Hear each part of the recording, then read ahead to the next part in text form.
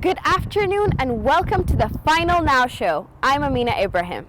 I'm Theophanis Pegas. Let's see our most important news in headlines. Who will pay the price for a cleaner Newcastle? If you don't drive, will public transport get you to work on time? Is WhatsApp watching you? One of our favorite apps has been hacked. Why did it take them a month to tell us? Jeremy Kyle faces calls for a ban as a guest is found dead days after the humiliation of failing the show's lie detector. Sunderland get Ozturk's ban lifted for Thursday's game, but do the Black Cats have to win the Netflix to screen Series 2 of Sunderland Till I Die? You're joining us for a special outside broadcast for our last Now Show as we look into how action to combat global warming will affect you within sight of one of our city's busiest crossings. Newcastle says they're charging drivers in order to make our air cleaner. But with the worst bus services in the UK and some of the most expensive public transport, how is this justifiable? First, a £12.50 charge was introduced in hopes of slashing toxic emissions. And now, parking prices at dozens of council-run car parks and on-street locations are set to rise by 10 pence. With all these added charges for cars, the focus is on public transport. We've taken the bus to see if it's a viable alternative for those trying to get to work. Our reporter, Richard Bellis, has gone to find out. So I've driven here to Washington and now I'm going to take a bus to see how reliable they are. Could people be more reliant on public transport? So we're going to find that out today here in Washington.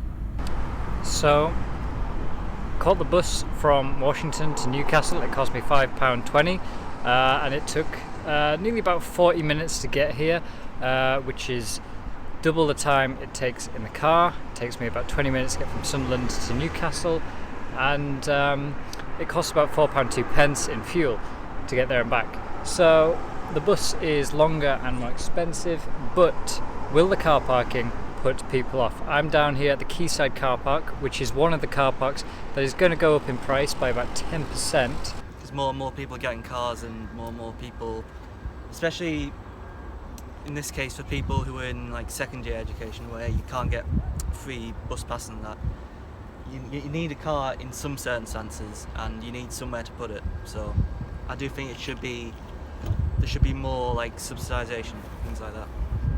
It's definitely unfair because when you park in here, obviously you come in to take like part in what's around, and it's an added cost that you might not have added into your budget for that day.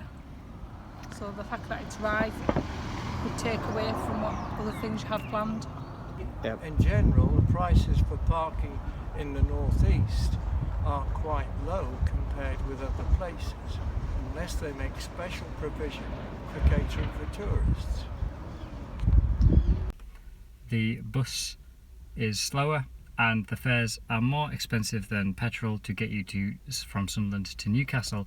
However, vehicle users will be hit by parking fees, which may increase the cost further, surpassing that of the bus fare.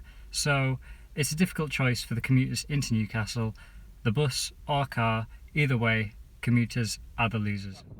Is your WhatsApp watching you? They didn't tell anyone when they found out, but now they say they have fixed it. WhatsApp have admitted a bug allowed hackers to monitor WhatsApp users and that a primary target were human rights activists.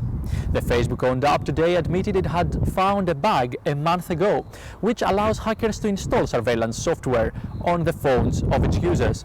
It is not yet known how many people have been targeted, but the bug could have affected any of the app's 1.5 billion users. They say it's fixed, but critics are asking who's been watching who and how did WhatsApp allow this to happen?